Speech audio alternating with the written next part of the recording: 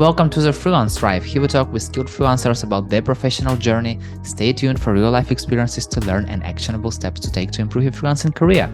My name is Yuri. I'm a community builder at Code Control and 9am.works, and my guest is Irina Rokosz, a business process manager turned freelance management consultant in the IT, automotive, and telecommunications industries. So, welcome, Irina. Thank you. Happy to be here. After you joined 9am community, we had a lot of conversation, and finally here we are. I was like, yeah, we have to talk. We have to talk about it. So let's do it. And the first question, you told me that you are on a mission to convert as many permanent employees as possible into freelancers. Why is it so? Yeah, I already mentioned something about it. I'll try to make it a short story, but it's a rather long explanation. So bear with me. So as a process manager, I've been working in the current corporate systems for quite a long time and creating processes in them. And at some point I realized I cannot exactly do my job properly. I mean, I'm implementing these processes and it's like a patchwork over something bigger that is broken, and I cannot fix that layer. So I realized I needed help, and my idea of getting help is go back to the books and do some research. So I saw that the management science has improved a lot since I last studied it. I'm a master of business administration, so I studied that thing. But now there are so many new things, and people are already talking about something which was really completely new to me, and it's called self-management. And it's taking the current concept and turning it completely around. Instead of giving every step to the person without explaining them what they're supposed to achieve at the end, or how like what they do fits into the bigger picture, you actually give them the bigger picture and let them figure out the steps by themselves. And that seemed to me like it's going to address the current situation more than a century ago. People wanted to do the most they can with the least resources. But now we want other things. Now we want to be fast to market. We want to be agile to respond to change. We want innovation, which means we need another management structure. It's just logical that we have to support these activities with something better. Something improved. So self-management was the thing that supports innovation and fast change and agility a lot better.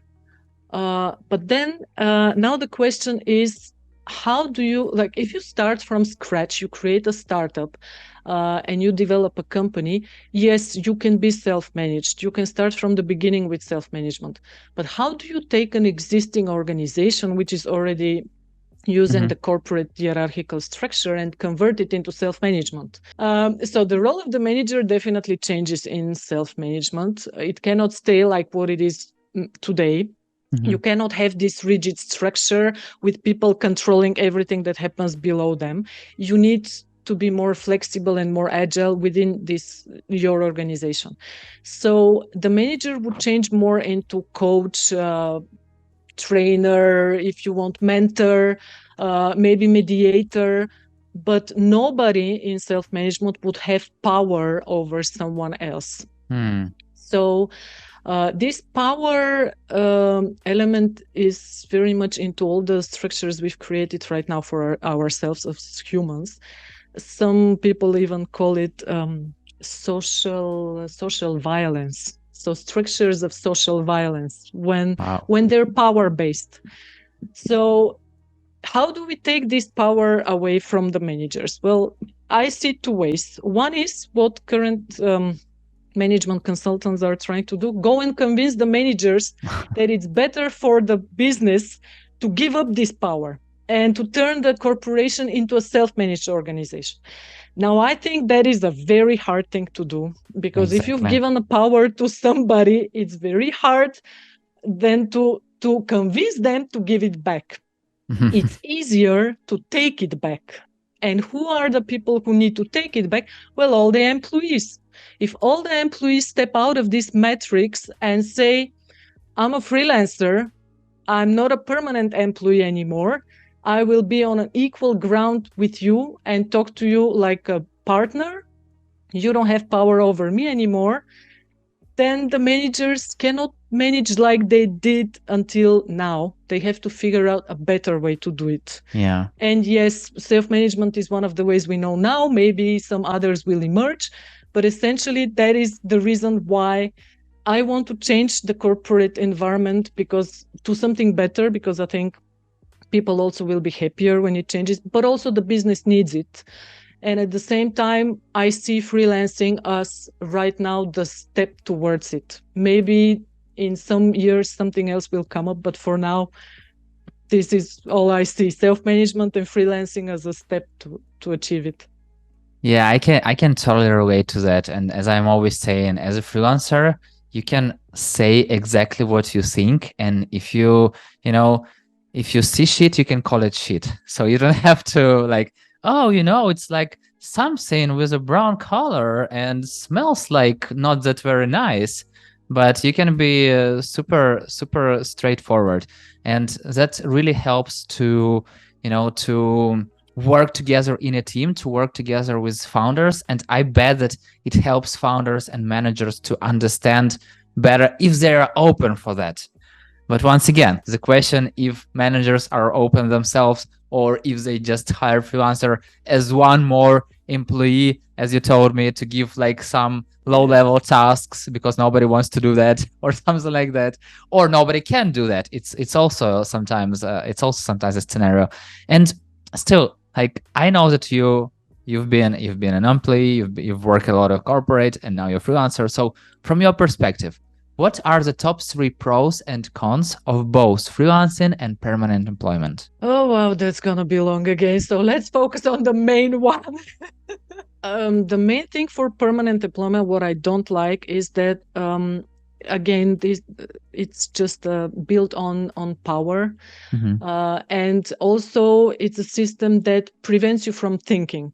So you're given tasks and someone else has already figured out what is the problem, what is the solution to the problem, and what are the tasks that we have to take to fix to implement the solution. So you're only given the tasks. And if you start thinking and improving in your little box, you're going to affect other things that you don't even know are connected to it. So you have to literally execute without thinking. And even if you disagree or something, you cannot tell your manager, like, I'm not doing this unless you're prepared to search for a job as of tomorrow. So this element for me is a bit like we've come up with some modern version of slavery. Like, you're told to do something, whether you like it, you don't like it, you agree, you disagree. You only have to say, yes, sir, go and do it. With freelancing, of course, that doesn't exist.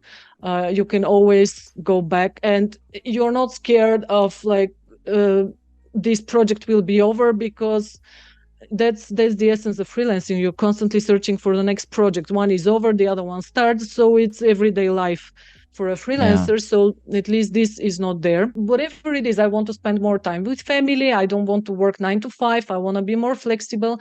All of this essentially is freedom. You go for freedom. Yeah. So in that perspective, I think freelancing has the very huge positive side, whereas permanent employment is just a disaster. But then there is the flip side of this coin. Like I always say, you receive one thing, but you have to pay with something else. Yeah. It's very famous for freelancing that it has this feast or famine cycle. Where one day you have this amazing project that pays so well and you're literally feeling like a king, and tomorrow there's no project anymore and this one's over, the next one didn't come in, and now you have to starve for God knows how long and somehow make ends meet. So you're constantly on this like sinusoid, whereas with permanent employment, you don't have that. I recently saw a sentence. You're literally, the salary you receive is the bribe you get to forget your dreams. So you become really comfortable. You have a steady stream of income. You don't have to think, like I already mentioned. Everything is done for you. Taxes are done for you. Legal is done for you. Insurance are done for you. Money comes to your bank account on a steady pace, and you're feeling very nice and very comfortable. And why would you change that and cause so much trouble for yourself? So it's this give and take. Like, do you want your freedom bad enough to pay with your comfort for it? Or you're gonna stay where you are, stay put because of your situation. I don't know, you have kids, you have mortgage, you have sick relatives to take care about, you want to travel, you have expensive hobbies, and you need a constant steady stream of money. Yeah, so it's always for people to choose, and it's interesting. When I was looking through a LinkedIn profile, I saw a video when there are two balls, and one ball is like going down like in a straight surface, and another go on this sinusoid. And the funniest thing is that I've never thought about that, but the ball that goes with ups and downs, it goes faster at the end, so it faster reaches the goal, and it goes faster than the ball which is going like through this straight one line surface. And what you're telling right now, it's like when they have this everything done for you and you don't have to care about anything. So I feel like for ambitious people, it's like a nightmare, because like, it's super slow. Definitely you can go and try. Maybe you'll be beaten a few times, but maybe if you can continue, you can definitely go there and like reach your ambitions at the end of the day. But I feel like it's also not that easy to to be this ambition person, because like not everyone is ready to get those things and to go through. Okay, everyone likes ups, but nobody likes downs. And to overcome downs, I feel like it's one of the greatest skills freelancer have to learn by their mistakes. They have to be there, they have to be on this downside, but still, if we're talking about cons that you've mentioned, what do you think are the general solutions to those cons? I'm not saying like what exactly to do, but like the general solutions, like in a perfect world, let's say. So for both permanent employment and freelancing, you say? For permanent employment, I would say, if you don't want to be in this power structure, then become a freelancer. Yeah, exactly. For freelancer, if you don't want to be in this feast or famine cycle, you have to create a system that works for you from beginning till end. Don't rely on other processes. So don't rely, for example, on the recruitment process of the client, because it's a big corporation. It recruits a lot of people, permanent employees mainly, of course, and then they can use exactly the same process to recruit you, but then they will treat you as one of the permanent employees. You will still receive all of these low-level tasks that everybody else receives. And as a freelancer, you're selling your skill, because typically you're already a senior. You have a skill to sell. So that means you have risen from this level of executing low-level tasks without thinking, just being a manual worker.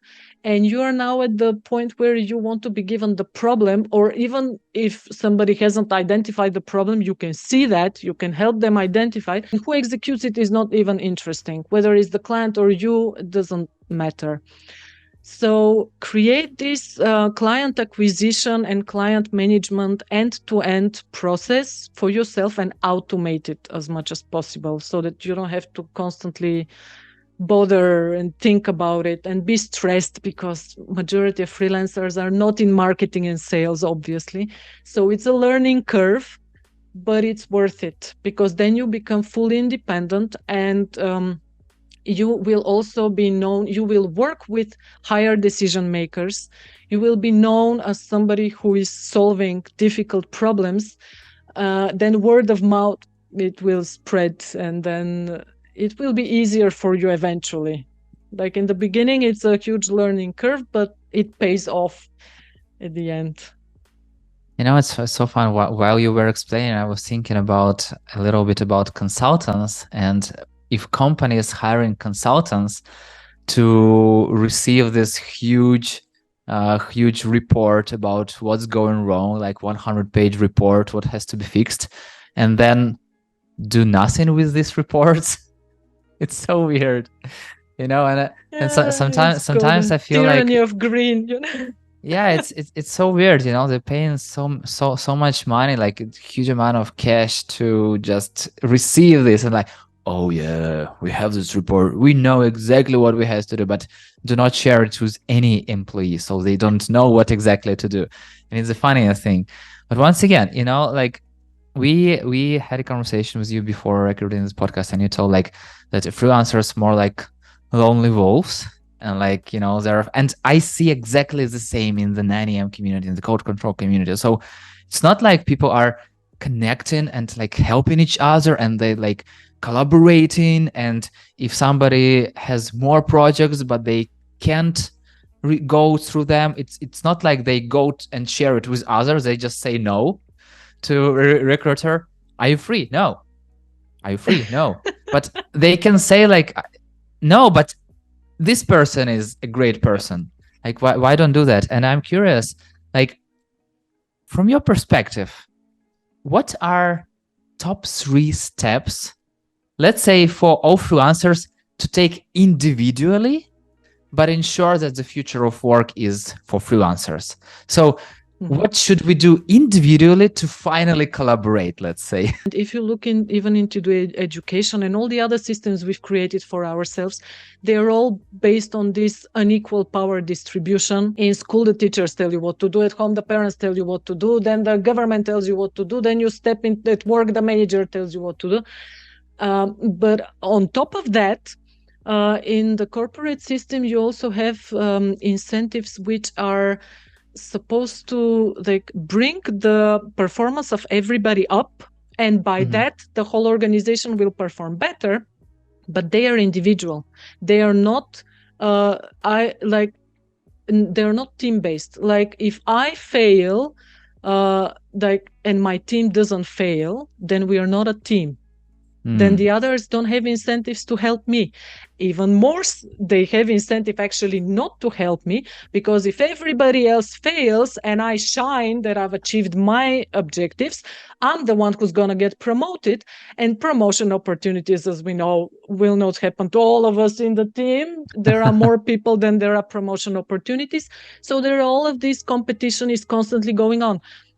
Now we become freelancers. Do we step out of this mindset though? No, we still carry it with us. So now we are lone wolves, but we will not cooperate. We are still going to fight for different projects. And especially if we follow the same recruitment processes from the companies, then it's the same scenario. We have to prove I'm better than the other freelancers. Yeah. So you're constantly, even in your head, competing with the freelancers. You're not cooperating with them. But I completely agree with you that this mindset has to change. Something else you mentioned about the future of work, and I want to say, I think freelancing is the future of work, or essentially this is the direction: self-management, freelancing, more freedom to people. And I think we cannot avoid it even if we want to, because all the forces are pulling in that direction. Not only people want it. I mean, look at the pandemic with COVID, it just speeded things up. People realize they want purpose, they want freedom, they want things that they didn't receive until now. But also the business needs it. Like I said in the beginning, the business right now needs agility, fast pace, innovation, and these things cannot be achieved with the current setup. So things will change. It's just a matter of how long it will take to change. If they change tomorrow, then the only thing we know right now is freelancing and self-management. But if it takes another 50 years, then we might come up with something different. But it's gonna be in that direction eventually. Hopefully, let's cross our fingers. And I still a big believer that if we are working together, and as you've told, even though we still have this mindset of like, we need to fight because opportunities are limited and we need to be promoted ourselves, I bet if we just a little bit, change this mindset and understand that as freelancers, we can, if we collect together, we can do more and we can receive more, like not take first and then give, maybe, but also give and then you will take. Definitely. So, Irina, I really wish to have the sky is the limit, but time is the limit to our conversation. So the final question is, what is your favorite food? Oh, my favorite food. Oh, wow. I was just so funny. Just yesterday, I was telling my husband when we were kids and we were exchanging these lexicons. I don't know how it's in English. There were these books where you have to write your favorite food, your favorite color, your Yeah. favorite number, and this and that. And I didn't have anything favorite. So I couldn't write anything in these books. So I was just passing it. You can skip me. I mean, I cannot fill it out. Um, yeah, what I like eating. I mean, my eating habits had to change because of different health issues. But let's say ice cream still remains one of my favorite, even if it's vegan ice cream these days. But Got it. Got it. Irina, thank you so much for sharing your experience. And you're it's been very such a welcome. pleasure to hear and learn from you. Thank you for inviting me. And thank you so much for listening. If you like the show, hit the like button on 5 stars and share it with your friend. That's it. We're done. See you in the next episode.